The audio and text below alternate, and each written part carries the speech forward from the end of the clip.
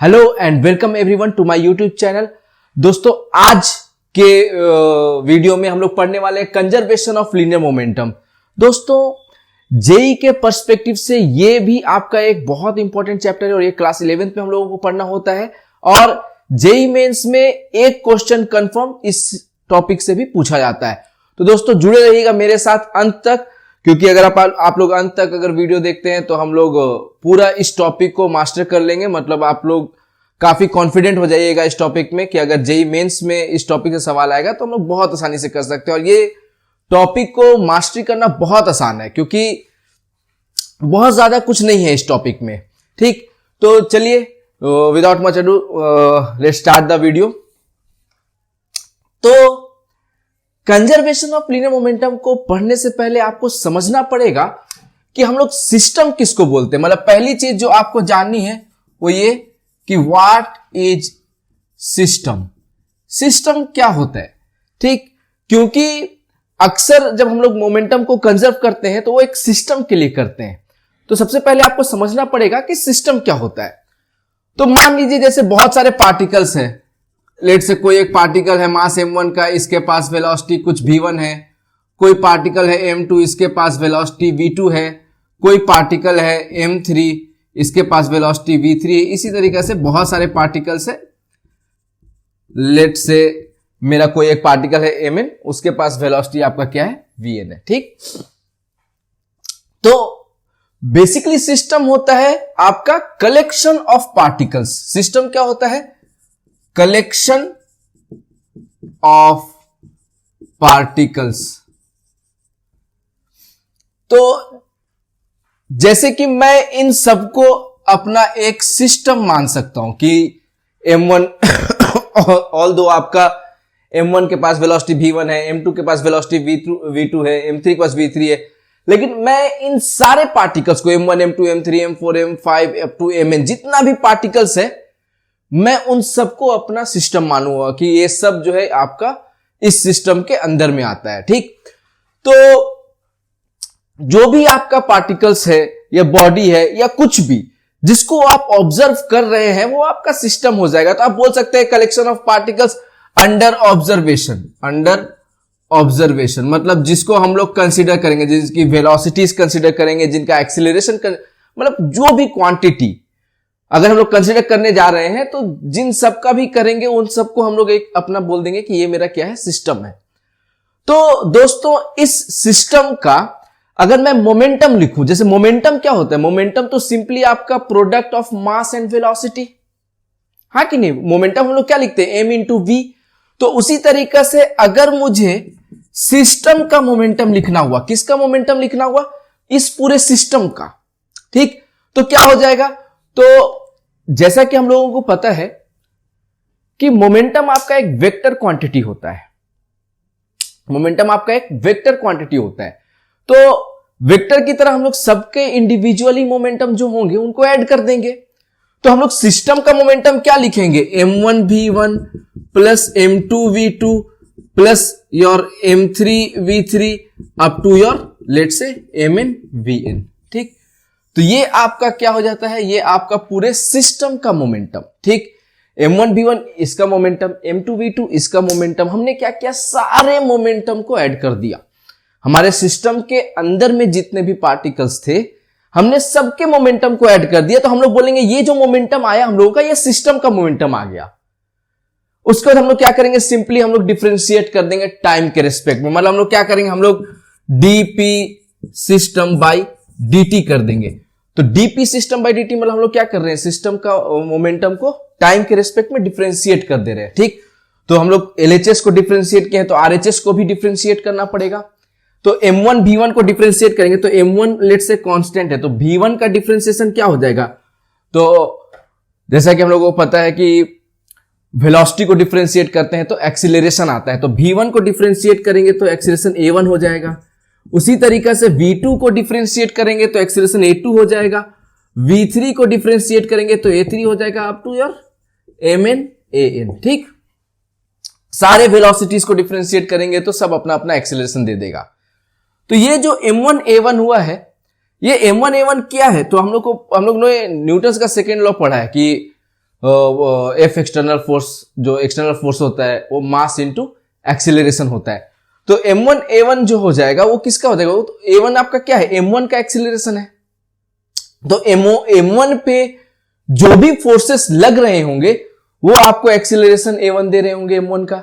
तो ये जो m1 a1 होगा ये आप बोल देंगे कि ये मेरा f1 है, ठीक, ये मेरा क्या है, f1 है, मतलब जो m1 पे फोर्स लग रहा है।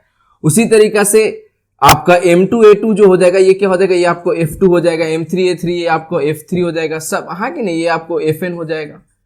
तो बेसिकली हम लोग क्या कर रहे हैं, बेसिकली हम लोग सारे फोर्सेस को ऐड कर रहे हैं। अब ये जो f1 है आपका, ये तो आपका इंटरनल फोर्स और एक्सटर्नल फोर्स दोनों का रिजल्टेंट होगा m1 पे। उसी तरीके से f2 भी आपका जो m2 पे फोर्सेस लग रहे होंगे, इंटरनल एक्सटर्नल सब होंगे, ठीक। उसी तरीका से इंटरनल एक्सटर्नल ये भी, इंटरनल एक्सटर्नल ये भी, ठीक। तो बेसिकली हम लोगों ने पढ़ा है कि sum of all internal forces is always equal to 0। जैसे मेरा बॉडी है, मेरे बॉडी में भी बहुत सारे ऑर्गन्स है, काफी चीजें हैं, ठीक, सब आपस में एक दूसरे पे फोर्स लगा रहे होंगे, लेकिन नेट फोर्स जो इंटरनल फोर्सेस का होगा वो हमेशा ही क्या होगा, 0। वरना अगर इंटरनल फोर्सेस अगर 0 नहीं होंगे तो अपने आप समझ रहे ना, इक्विलिब्रियम बॉडी इक्विलिब्रियम पे रहेगा ही नहीं, ठीक। तो सम ऑफ इंटरनल फोर्सेस हमेशा क्या होता है आपका, 0। तो इन सारे फोर्सेस का जो समेशन होगा वो क्या हो जाएगा आपका, एक्सटर्नल फोर्स के बराबर। किसके बराबर, एक्सटर्नल फोर्स के बराबर, जो आपका किस पे लग रहा होगा, सिस्टम पे लग रहा होगा, जो किस पे लग रहा होगा आपका, सिस्टम पे, ओके।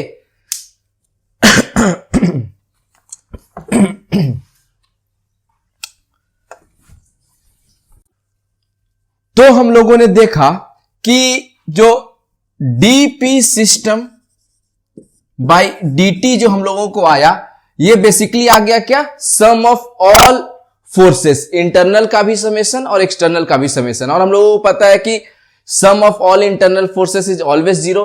तो dp सिस्टम बाय dt जो हो जाएगा, ये एक तरह से आपको क्या हो जाएगा, m1 m2 m3 m4 सब पे जो एक्सटर्नल फोर्सेस लग रहे होंगे वो, यानी बेसिकली ये क्या हो जाएगा, net external force on the body,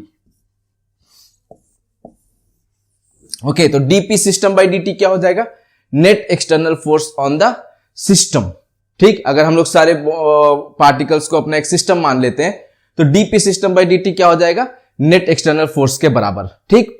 तो दोस्तों जो कंजर्वेशन ऑफ लीनियर मोमेंटम का जो कॉन्सेप्ट है ना, वो यहीं से डिराइव हुआ कि अगर मेरा एफ एक्सटर्नल आपका क्या हो जाए, सिस्टम पे 0 हो जाए, ठीक, आपका net external force on system क्या हो जाए, आपका 0 हो जाए।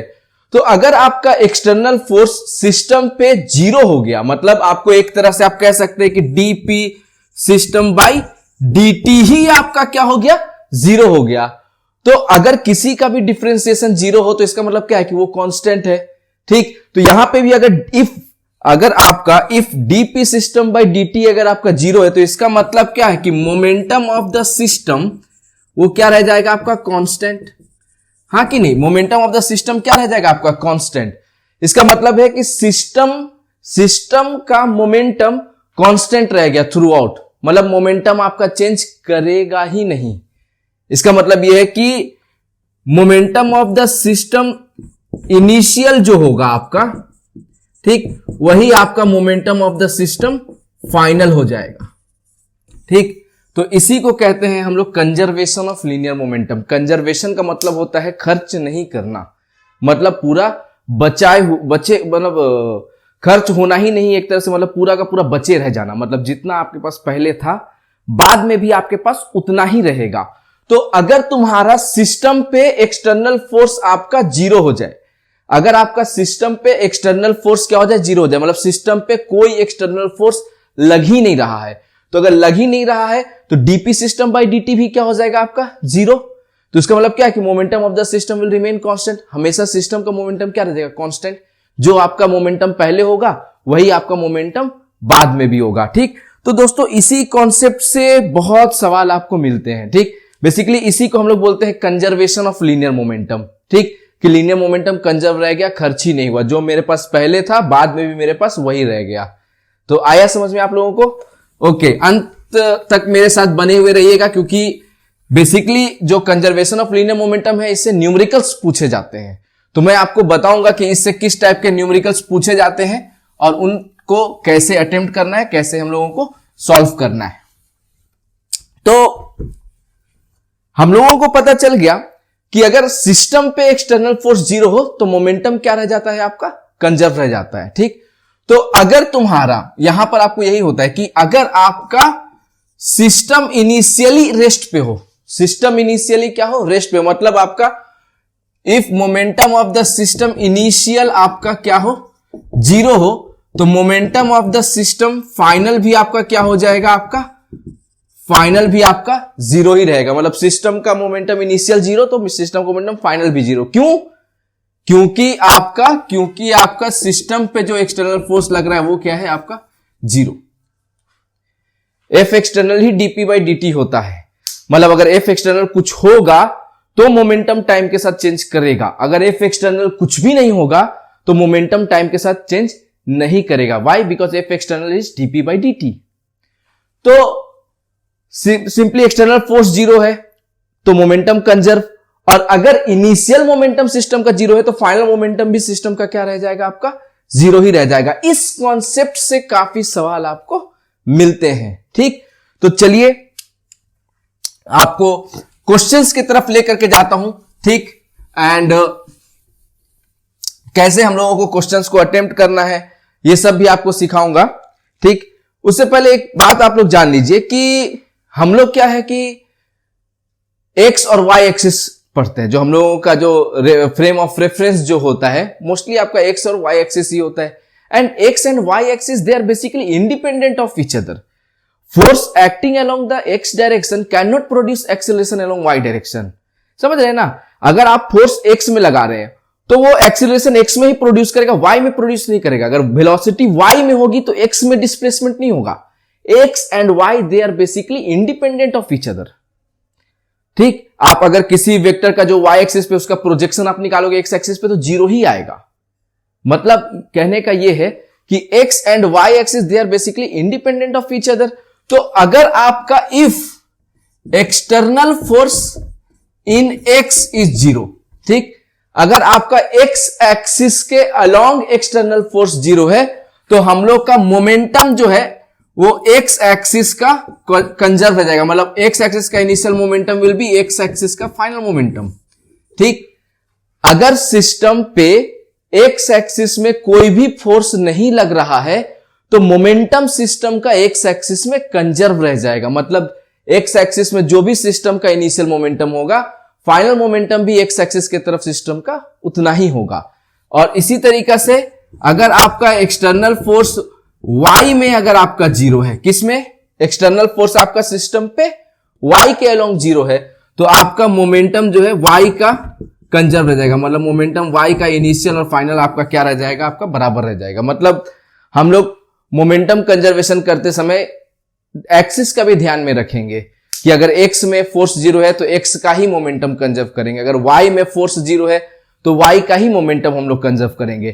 ठीक, तो चलिए बस इतना ही। देखिए थ्योरी इतना ही है, थ्योरी बहुत ज्यादा नहीं होता है। फिजिक्स में क्या होता है, फिजिक्स एक कॉन्सेप्ट का आपका गेम है। इस बार भी जेईई मेंस का एग्जाम हुआ तो बहुत लोगों ने फिजिक्स में तो पूरा फोड़ दिया है एकदम, क्योंकि जो सवाल आए हैं वो एकदम कॉन्सेप्चुअल आए हैं कि अगर आपका कॉन्सेप्ट क्लियर है तो आप आंसर गारंटीड कर देंगे। ठीक, तो चलिए मैं क्वेश्चंस की तरफ चलता हूं कि कंजर्वेशन ऑफ लीनियर मोमेंटम में कैसे सवाल आएंगे।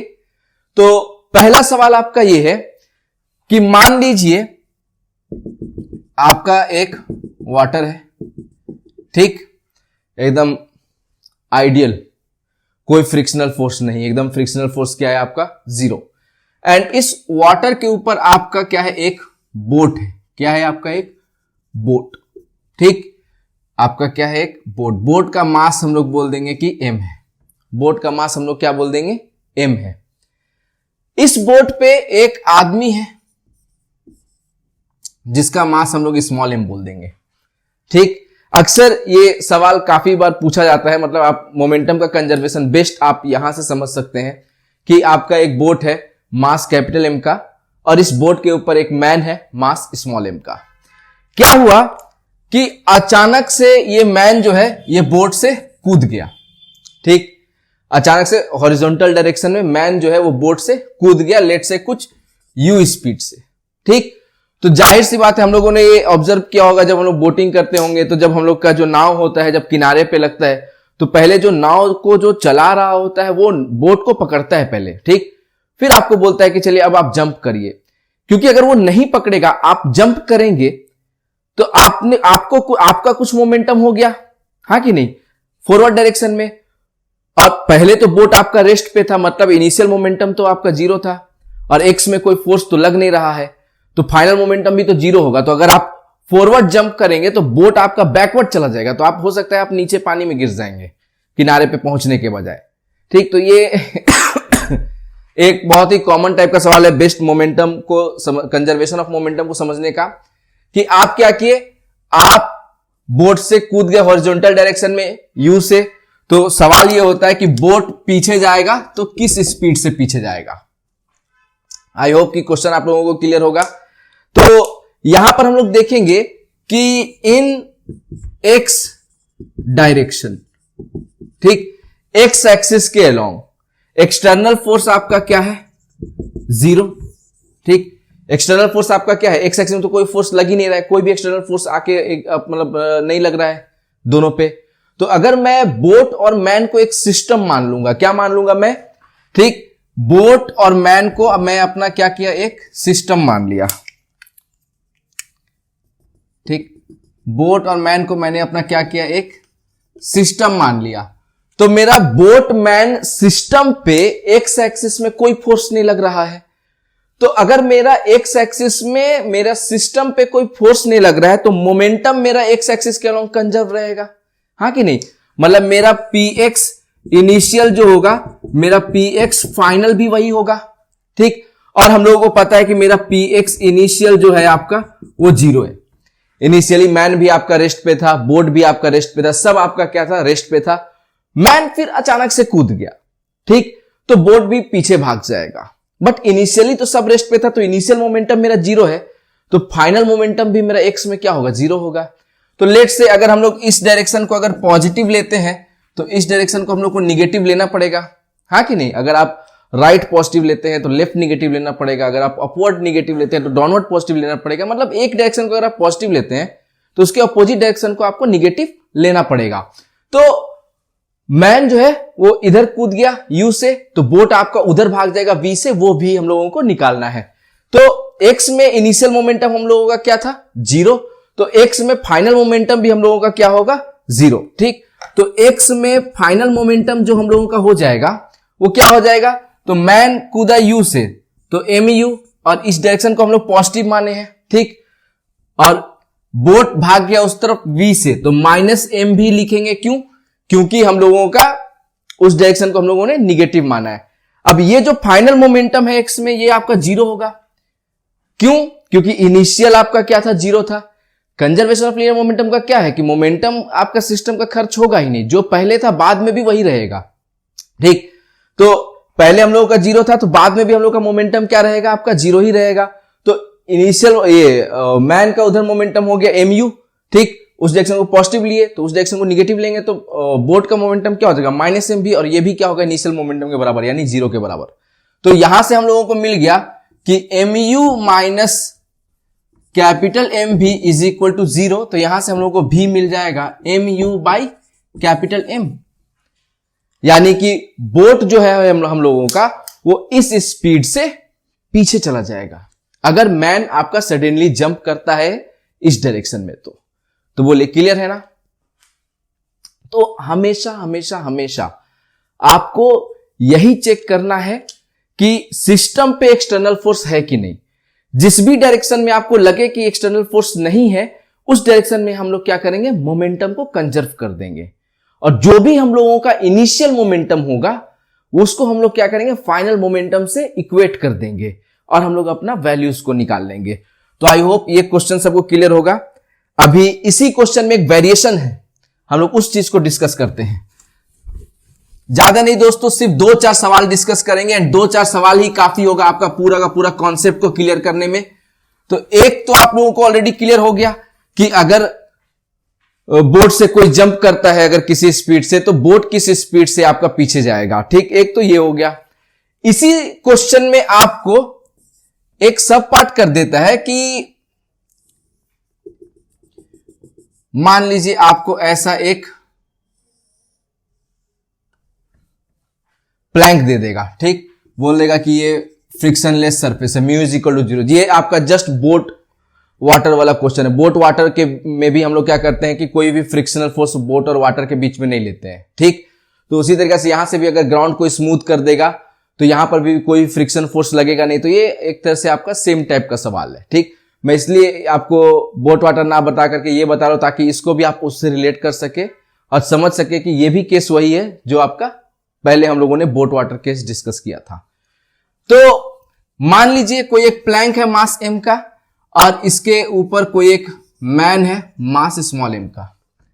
अगर मैन कूद गया x डायरेक्शन, लेट से u से, तो ये बोट भी आपका क्या हो जाएगा v से, ये प्लैंक भी आपका क्या होगा v से पीछे भाग जाएगा और ये v कितना हो जाएगा, तो v आपका हो जाएगा mu बाई कैपिटल M। ठीक, सेम वैसे ही सॉल्व करेंगे कि ये अगर कूद गया, लेकिन कूदने से पहले तो आपका क्या था, कोई भी मतलब सिस्टम पे तो हमेशा x में कोई फोर्स लग ही नहीं रहा है।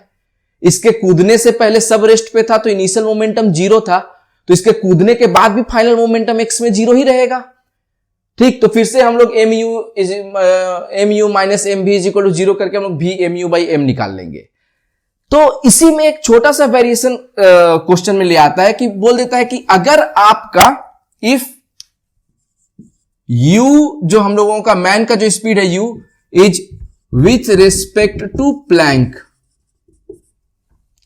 Then find v। ठीक, कि अगर मैन जो है वो u से कूदा है बट u जो है वो विथ रिस्पेक्ट टू प्लैंक है। ठीक, तो फिर प्लैंक की वेलोसिटी क्या होगी। ठीक, ये सवाल होता है। तो जैसे ही लोग विथ रिस्पेक्ट टू देखते हैं उन्हें लगता है कि अरे ये तो रिलेटिव वेलोसिटी का सवाल आ गया, यहां पर तो रिलेटिव वाले कॉन्सेप्ट्स को यूज करेंगे, तो वो क्या होता है वो उसको छोड़ देते, घबरा जाते हैं और छोड़ देते हैं, स्किप कर जाते हैं। हालांकि ये क्वेश्चन भी आपका बहुत आसान है। सिंपली आप ये सोचो, ऐसे सोचो कि प्लैंक मान लो अगर रेस्ट पे होता तो ये अगर u से कूदता विथ रिस्पेक्ट टू प्लैंक तो भी उसकी एक्चुअल वेलोसिटी ग्राउंड के रिस्पेक्ट में तो u ही होती। ठीक, लेकिन एक्चुअल में क्या हो गया कि प्लैंक v से पीछे भाग गया, तो मैन जो है, मैन जब u से कूदा होगा, ठीक, जब ये लेट से आपका प्लैंक है, जब मैन जो है वो u से आपका कूदा होगा, ठीक, तो लेट से अगर प्लैंक आपका v से पीछे भागा तो मैन तो नेट u माइनस v से ही इधर गया ना। ठीक, आप खुद सोचो कि अगर प्लैंक नहीं जाता कहीं भी, प्लैंक अगर रेस्ट पे होता तो ये u से ही आगे जाता, बट एक्चुअल में क्या हुआ कि प्लैंक v से पीछे भाग गया, तो ये भी v से पीछे ही भागा होगा, था तो प्लैंक के ऊपर ही ये, हाँ कि नहीं। तो आपका इसकी वेलोसिटी जो हो जाएगी इस डायरेक्शन में, वो क्या हो जाएगी नेट u माइनस v, हाँ कि नहीं। तो दोस्तों यहां पर बस यही कॉन्सेप्ट को यूज करना पड़ता है कि यहां पर हम लोगों को इसकी वेलोसिटी u ना लिख करके u माइनस v लिखना होता है। तो अब फिर से मोमेंटम हम लोग कंजर्व कर देंगे। पता है कि इनिशियल मोमेंटम हम लोगों का x में क्या था 0, तो फाइनल मोमेंटम भी x में क्या होगा आपका 0। तो फाइनल मोमेंटम अगेन इस डायरेक्शन को हम लोग पॉजिटिव एंड इस डायरेक्शन को हम लोग निगेटिव ले लेंगे, तो फाइनल मोमेंटम क्या हो जाएगा, इसका मास m है तो m into u minus v minus capital M भी is equal to 0। Final momentum भी आपका सिस्टम का, हम लोगों ने फिर से इसको अपना क्या मान लिया, सिस्टम, और इस सिस्टम पे x में फोर्स जो है आपका वो 0 है, तो x में मोमेंटम आपका सिस्टम का कंजर्व रह जाएगा। ये u से कूदा लेकिन u प्लैंक के रिस्पेक्ट में था, ठीक, तो ग्राउंड के रिस्पेक्ट में ये कितना हो जाएगा आपका मैन का वेलोसिटी, तो u से उधर गया बट v से ये पीछे भी गया, क्योंकि प्लैंक एक्चुअली में आप ऐसा समझ सकते हो कि प्लैंक v से पीछे जा रहा है, तो नेट वेलोसिटी उसका इस तरफ क्या हो जाएगा u माइनस v, और प्लैंक का क्या हो जाएगा v। तो मोमेंटम क्या हो जाएगा आपका, इसका मोमेंटम हो जाएगा mass into u minus v, ठीक, इसको पॉजिटिव लिए तो पॉजिटिव, तो इसका क्या हो जाएगा नेगेटिव है, minus m b is equal to 0। तो यहां से हम लोग क्या करेंगे, v निकालेंगे, तो mu माइनस एम भी माइनस कैपिटल एम भी इज इक्वल टू 0। तो यहां से सॉल्व करके हम लोग को v मिल जाएगा mu by m plus m. Okay, v हम लोगों को क्या मिल जाएगा, mu by m plus m. तो ये होता है दूसरे टाइप का सवाल जिसमें रिलेटिव का कॉन्सेप्ट को यूज किया जाता है। तो अगर रिलेटिव का कॉन्सेप्ट यूज करेगा तो कुछ नहीं करना है हम लोगों को, चुपचाप से जिस वेलोसिटी से ये पीछे जा रहा होगा वो वेलोसिटी हम लोगों को इसके वेलोसिटी से माइनस कर देना है और फिर हम लोगों को अपना कंजर्वेशन ऑफ मोमेंटम लगा देना है। क्लियर है सबको? Thank you. तो चलिए हम लोग एक और प्रॉब्लम डिस्कस करते हैं, वो भी आपका बहुत फेमस है, फेमस नहीं बोल सकते मतलब इंपॉर्टेंट है, काफी कुछ उस प्रॉब्लम से भी आपको सीखने को मिलेगा एंड उस टाइप के प्रॉब्लम भी आपको जेईई मेंस में देखने को मिल जाएंगे। प्रॉब्लम क्या है, मैं पहले क्वेश्चन आपको बता देता हूं।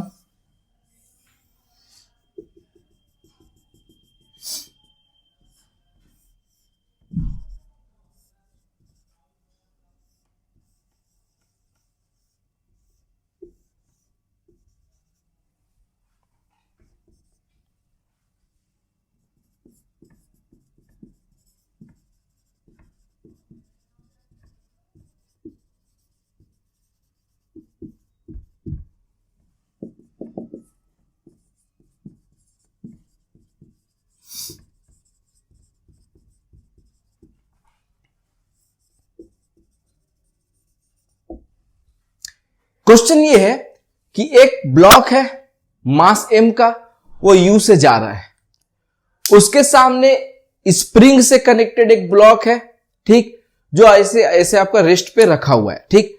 ग्राउंड आपको बोल दिया है कि ग्राउंड आपका क्या है, स्मूथ है। आपको बोला है कि मैक्सिमम कंप्रेशन स्प्रिंग में क्या होगा और फाइनल वेलोसिटीज क्या होंगे। क्लियर है सवाल सबको कि स्मूथ ग्राउंड है, एक ब्लॉक आ रहा है u स्पीड से, सामने एक और ब्लॉक रखा है स्प्रिंग के साथ, तो ये आएगा, ठीक। अब सब कुछ स्मूथ है, ग्राउंड आपका क्या है, स्मूथ है, तो कोई भी फ्रिक्शनल फोर्स तो आपका, अगर आप इन दोनों को अपना स्प्रिंग वाला ब्लॉक और ये ब्लॉक अपना एक सिस्टम मान लेते हैं तो सिस्टम में एक्स में कोई भी फोर्स नहीं लग रहा है, ठीक। तो ये आएगा, ये स्प्रिंग से टकराएगा, स्प्रिंग को कंप्रेस करना स्टार्ट करेगा। तो आपसे पूछा है कि मैक्सिमम कंप्रेशन क्या होगा, और फिर स्प्रिंग को कंप्रेस करने के बाद फिर फाइनली दोनों सेपरेट हो जाएंगे, तो फिर फाइनल वेलोसिटीज भी क्या होगा ये भी आपको पूछा है, ठीक। तो इसमें क्या होगा कि जब ये ब्लॉक स्प्रिंग से टकराएगा तो स्प्रिंग को क्या करेगा, कंप्रेस करेगा। ये तो आपका इनिशियली रेस्ट पे है और इसके पास कुछ ना कुछ वेलोसिटी है, तो ये आएगा तो ये स्प्रिंग को कंप्रेस करना शुरू करेगा और ये भी आपका राइट जाना शुरू कर देगा, ठीक। बट क्या होगा कि इसकी वेलोसिटी कम है, इसकी वेलोसिटी ज्यादा है, तो ये स्प्रिंग को कंप्रेस करता चलेगा और करता चलेगा, तब तक करेगा जब तक दोनों की स्पीड सेम ना हो जाए। क्योंकि अगर स्पीड ज्यादा है, अगर इसकी स्पीड ज्यादा हो जाएगी तो ये तो आगे भाग जाएगा, ठीक, और इसकी स्पीड ज्यादा होगी तो ये कंप्रेस करेगा। तो मैक्सिमम कंप्रेशन पे क्या होगा, मैक्सिमम कंप्रेशन पे ये दोनों क्या होगा, साथ साथ चलेगा आपका, ठीक। तो एक ये कॉन्सेप्ट आपको माइंड में रखना होता है कि at the maximum compression both blocks will have the same velocity, और बोल सकते हैं कि दोनों के बीच में रिलेटिव वेलोसिटी क्या होगी, जीरो होगी, क्योंकि रिलेटिव वेलोसिटी जीरो होगी तभी जाकर के वो ब्लॉक स्प्रिंग को कंप्रेस नहीं कर पाएगा। तो at maximum compression velocities of both the block will remain the same, ठीक। एक तो ये कॉन्सेप्ट आपको लगाना है। दूसरा कॉन्सेप्ट क्या है कि एक्स डायरेक्शन में आपका कोई भी एक्सटर्नल फोर्स नहीं है, तो एक्स डायरेक्शन में आप अगेन मोमेंटम को क्या कर सकते हैं, कंजर्व कर सकते हैं, ठीक। तो मैं साइड में लिख दे रहा हूं, ठीक, कि पहला इंपॉर्टेंट चीज तो यह है कि at maximum compression both blocks will have same velocity, ठीक, कि मैक्सिमम कंप्रेशन पे दोनों ब्लॉक की वेलोसिटी आपकी क्या होगी, सेम होगी, पहली चीज। और दूसरी चीज आपका ये है कि एक्स में फिर से कोई फोर्स नहीं लग रहा है, ग्राउंड स्मूथ है आपका, तो एक्स में आपका मोमेंटम भी क्या रह जाएगा, कंजर्व रह जाएगा। तो मोमेंटम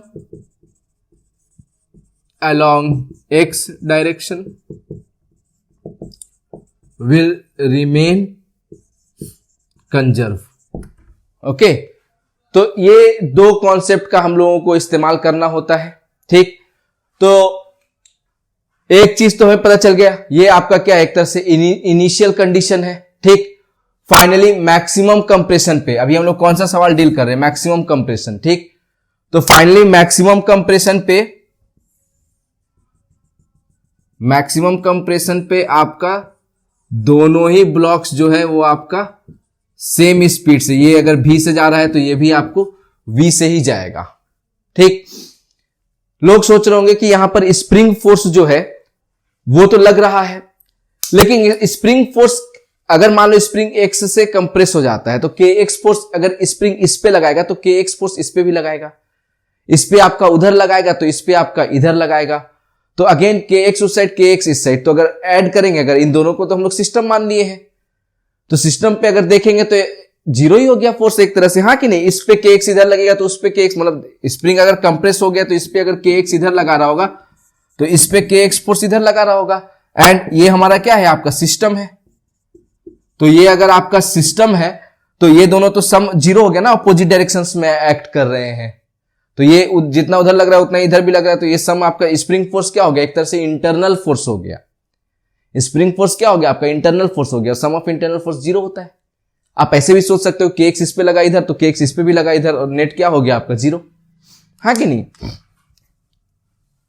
तो यहां पर आपको जो चीज ध्यान में आपको रखनी है वो ये कि दोनों ही ब्लॉक्स जो है आपका वो आपका सेम स्पीड, ये अगर v से जा रहा है तो ये भी आपको v से जाएगा। ये कंडीशन किसका है, तो एट मैक्सिमम कंप्रेशन, ठीक।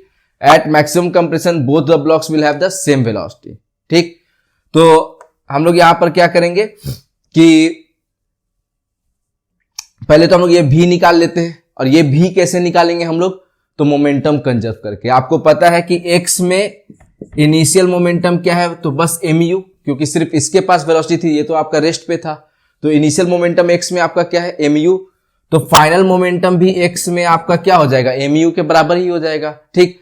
तो कैलकुलेट कर लेते हैं, mv प्लस mv, इसके पास भी मास m वेलोसिटी v, तो mv राइट में, इसके पास भी mv राइट में, तो नेट क्या हो जाएगा आपको mv प्लस mv 2mv, ठीक।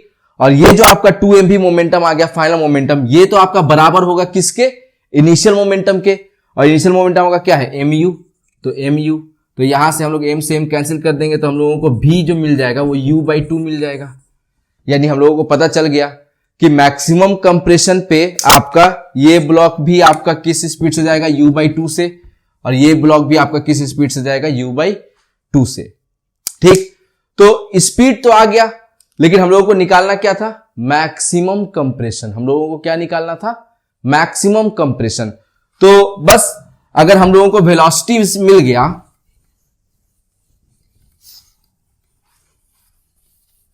हम लोगों को क्या हो गया है, हम लोगों को वेलोसिटी मिल गया कि एट मैक्सिमम कंप्रेशन, ठीक। मैं डायग्राम बना देता हूं कि मैक्सिमम कंप्रेशन पे आपका ये ब्लॉक भी आपको u/2 से जाएगा, ये भी आपको u/2 से जाएगा, ठीक। तो वेलोसिटीज मिल गई, लेकिन निकालना है हमें मैक्सिमम कंप्रेशन। तो मैक्सिमम कंप्रेशन निकालने के लिए हम लोग क्या करेंगे, we will apply conservation of energy. हम लोग क्या करेंगे, कंजर्वेशन ऑफ एनर्जी लगा देंगे, ठीक। तो इनिशियल टोटल एनर्जी, इनिशियल हम लोगों के पास कितना था, तो इनिशियली हम लोगों के पास ये बस हाफ mu² था, ठीक। इनिशियली तो हमारे पास सिर्फ ये इसके पास वेलोसिटी u था, तो इसकी काइनेटिक एनर्जी हाफ mu² हो जाएगी। ये तो रेस्ट पे था तो कोई एनर्जी तो होगा नहीं, तो सिर्फ आपका क्या हो जाएगा, total energy initial half mu²। Total energy final क्या हो जाएगा, तो फाइनली ये आपका u/2 से जा रहा है, तो हाफ m u/2 का स्क्वायर, ये भी आपका u/2 से जा रहा है, तो हाफ m u/2 का स्क्वायर, प्लस स्प्रिंग भी क्या हो गया, स्प्रिंग भी तो x कंप्रेस हो गया है ना, मैक्सिमम कंप्रेशन, ठीक। तो हाफ k मैक्सिमम कंप्रेशन का स्क्वायर। अब फिर हम लोग क्या कर देंगे, हम लोग दोनों को इक्वेट करके अपना क्या निकाल लेंगे, मैक्सिमम कंप्रेशन निकाल लेंगे। तो चलिए इक्वेट कर देते हैं, तो टोटल एनर्जी फाइनल क्या आ जाएगा, तो ये हाफ m ये u²/4 हो जाएगा, ठीक। तो ये क्या हो गया आपको mu²/4 2 जा 8 प्लस mu²/8 प्लस हाफ के एक्सएम स्क्वायर। तो ये हो जाएगा आपको mu square by 4 plus half के एक्सएम स्क्वायर। तो सिंपल है, आपका टोटल एनर्जी फाइनल कितना हो गया? टोटल एनर्जी फाइनल हो गया हम लोगों का mu square by 4 plus half के एक्सएम स्क्वायर। ये आपका टोटल एनर्जी इनिशियल के बराबर हो जाएगा, यानी ये किसके बराबर हो जाएगा? mu स्क्वायर बाई 2 के बराबर हो जाएगा। तो यहां से आपको मिल गया हाफ के x m square is equal to mu square by 4। तो यहां से आपको आप कैंसिल कर दीजिए, 2 2 जा 4। तो यहां से आपको एक्सएम जो मिल गया वो मिल गया u अंडर रूट ऑफ, तो देख सकते हैं यहां पर आपको क्या हो गया, 2 से 4 था तो 2 जब अब ये 2 इधर आ जाएगा तो एक्सएम आपको क्या हो जाएगा? एक्सएम विल बी u और आपका m बाई ये 2 के। तो ये हो गया क्या आपका फाइनल मैक्सिमम कंप्रेशन। तो मैक्सिमम कंप्रेशन हम लोग का क्या हो गया? तो एक्सएम है, रूट ले लीजिए, तो एक्सएम स्क्वायर का रूट क्या हो जाएगा? एक्सएम, और यू स्क्वायर का रूट क्या हो जाएगा? यू। बट एम और के में कोई रूट नहीं था तो एम और के नीचे रह जाएगा और 2 भी आपका नीचे आ जाएगा। तो मैक्सिमम कंप्रेशन आपका क्या आ गया? U root of m by 2 के। तो क्वेश्चन का पहला पार्ट हम लोग को समझ में आ गया। तो अगर आप लोग ध्यान से अगर देखोगे तो पहले पार्ट को जो हम लोगों ने सॉल्व किया है, इसमें हम लोगों ने कंजर्वेशन ऑफ मोमेंटम लगाया और कंजर्वेशन ऑफ एनर्जी लगाया। कंजर्वेशन ऑफ एनर्जी आप लोग पहले ही वर्क पावर एनर्जी में सीख चुके हैं कि कैसे लगता है। तो यहां पर आपको बस क्या है, कंजर्वेशन ऑफ लीनियर मोमेंटम सीखना था कि कैसे लगाते हैं। तो इस क्वेश्चन को बिना कंजर्वेशन ऑफ लीनियर मोमेंटम लगाए आप सॉल्व नहीं कर सकते हैं। तो चलिए, तो यहां से हम लोगों को एक चीज तो पता चल गया कि मैक्सिमम कंप्रेशन आपका क्या हो जाएगा। तो क्वेश्चन का पार्ट ए आपका क्या हो गया? सॉल्व। अब हम लोग चलते हैं किस पे? पार्ट 2 पे, कि पार्ट 2 क्या होगा। तो part 2 was find final velocities, कि फाइनल वेलोसिटी जो होंगे वो क्या होंगे। तो फाइनली मान लीजिए कि फाइनली आपका ये ब्लॉक जो है आपका पहला वाला, ये कुछ आपका V1 से जा रहा है और स्प्रिंग वाला ब्लॉक जो है आपका वो कुछ V2 से जा रहा है। ये V1 V2 हम लोगों को निकालना है, ठीक। तो यहां पर भी हम लोग वही करेंगे कि अगेन ग्राउंड अगर आपका स्मूथ है तो देखो कोई भी एक्स में तो फोर्स लग ही नहीं रहा, तो एक्स में मोमेंटम तो हमेशा ही कंजर्व रहेगा। तो इनिशियल मोमेंटम हम लोगों का क्या था? mu। अब फाइनल मोमेंटम हम लोगों का क्या हो जाएगा? mv1 plus mv2। Momentum conservation तो आंख बंद करके जहां भी आपको लगे कि एक्स में फोर्स 0 है मोमेंटम कंजर्व कर लीजिए, लग रहा है वाई में फोर्स 0 है तो वाई में मोमेंटम कंजर्व कर दीजिए। तो यहां से आपको क्या मिलेगा? m से m कैंसिल कर दीजिए, तो v1 plus v2 is equal to u। पहला इक्वेशन मिल गया आपको। दूसरा, तो दूसरा हम लोग क्या करेंगे? दूसरा आपको बता दिया, कंजर्वेशन ऑफ एनर्जी लगाइए, क्योंकि अगेन यहां पर कोई भी ऐसा आपको कोई एनर्जी लॉस वाली कोई चीज है ही नहीं। यहां पर आपका कोई भी ऐसा फोर्स नहीं है जो आपका एनर्जी खा रहा होगा।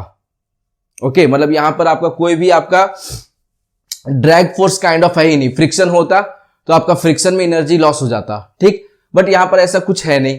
तो एनर्जी जो रहेगी आपकी टोटल एनर्जी वो हमेशा क्या रहेगी? आपका कंजर्व रह जाएगी। तो टोटल एनर्जी इनिशियल जो है आपको, इनिशियली टोटल एनर्जी आपके पास क्या है? सिर्फ और सिर्फ half mu square. Total energy initial आपके पास क्या है? सिर्फ हाफ mu स्क्वायर। और टोटल एनर्जी फाइनल आपके पास क्या हो जाएगा? तो फाइनली तो देखो स्प्रिंग नेचुरल पोजीशन पे आ ही जाएगा। तो फाइनल एनर्जी टोटल हम लोग के पास क्या हो जाएगी? Half m v1 square plus half m v2 square. Okay, तो फिर से हम लोग क्या कर देंगे? एनर्जी को बैलेंस कर देंगे इनिशियल और फाइनल को। तो हाफ m आपका क्या हो गया? कैंसिल हो गया। तो यहां से हम लोगों को क्या मिल गया? v1 square plus v2 square is equal to u square, ठीक। अब हम लोग सॉल्व कर देंगे इक्वेशंस को। दो इक्वेशन मिल गए हम लोगों को, v1 square plus v2 square equal to u square, v1 square plus v2 square equal to u square, और एक इक्वेशन मिल गया v1 plus v2 equal to u। तो ये स्क्वायर है तो इसको भी स्क्वायर कर देंगे, तो उसका स्क्वायर हो जाएगा v1 square plus v2 square plus 2v1 v2 is equal to u square. तो अब यहां से दोनों इक्वेशन को आप सब्ट्रैक्ट कर दीजिए, तो ये कैंसिल, ये भी कैंसिल, ये भी कैंसिल। यहां सिंपली आपको v1 v2 is equal to क्या मिल गया? 0। यानी प्रोडक्ट जो होगा v1 और v2 का वो क्या होगा? 0। ये तो तभी पॉसिबल है कि या तो आपका v1 0 हो या तो आपका v2 0 हो। तो अगर आपका V1 0 हो जाएगा, अगर आपका V1 0 हो जाएगा तो V2 आपका क्या हो जाएगा, U के बराबर। और अगर V2 आपका 0 हो जाएगा तो V1 आपका क्या हो जाएगा, U के बराबर। तो इन दोनों में एक कंडीशन पॉसिबल है और एक कंडीशन आपका इम्पॉसिबल है। तो कौन सा इम्पॉसिबल है, तो ऑब्वियस सी बात है ये आपका इम्पॉसिबल हो जाएगा। क्यों, क्योंकि ये आया है और अगर इससे टकराएगा तो कुछ ना कुछ तो इंपल्स इस पे लगाएगा, तो इसको कुछ ना कुछ तो मोमेंटम आपको मिलेगा ही, मतलब इसके पास तो कुछ ना कुछ वेलोसिटी होगी ही। ठीक, तो V2 आपका क्या हो सकता है, V2 0 नहीं हो सकता है, V2 आपका क्या हो जाएगा, कुछ हो जाएगा, मतलब V2 आपका यहां पर U हो जाएगा। और V1 क्या हो जाएगा आपका, V1 0 हो जाएगा, हाँ कि नहीं। तो फाइनल वेलोसिटीज भी हम लोगों को मिल गया कि फाइनली हम लोगों का जो पहला वाला ब्लॉक है वो रेस्ट पे आ जाएगा टकराने के बाद, और दूसरा वाला ब्लॉक जो है वो U स्पीड से चला जाएगा। तो दोस्तों यहां पर जो हमने 3 न्यूमेरिकल किया, तीनों न्यूमेरिकल में हम लोगों ने बेसिकली अगर जो किया है वो कंजर्वेशन ऑफ लीनियर मोमेंटम ही किया है। तो कंजर्वेशन ऑफ लीनियर मोमेंटम का कॉन्सेप्ट एकदम सिंपल है कि अगर आपका फोर्स जिस भी डायरेक्शन में एक्सटर्नल फोर्स 0 है, आप उस डायरेक्शन में मोमेंटम कंजर्व कर दीजिए, आपको एक इक्वेशन तो हमेशा ही मिल जाएगा। तो आई होप कि आप लोगों को कंजर्वेशन ऑफ लीनियर मोमेंटम समझ में आया होगा। एंड थैंक यू, आप लोगों ने मेरे पहले वीडियोस को काफी लाइक किया एंड पसंद किया। एंड आई होप कि आज भी आप लोग कंजर्वेशन ऑफ लीनियर मोमेंटम वाली जो चीज है वो सीख गए होंगे। एंड अगर आपको कहीं पे भी कोई भी दिक्कत हुई है, कुछ भी ऐसा चीज जो नहीं समझ में आया है, या कुछ भी ऐसा चेंजेस आप चाहते हो मेरे वीडियोस में, तो प्लीज प्लीज प्लीज कमेंट करके मुझे जरूर बताएं। और अगर थोड़ा सा भी अगर आप लोगों को अच्छा लगा हो तो please do like, comment, share and subscribe. Thank you.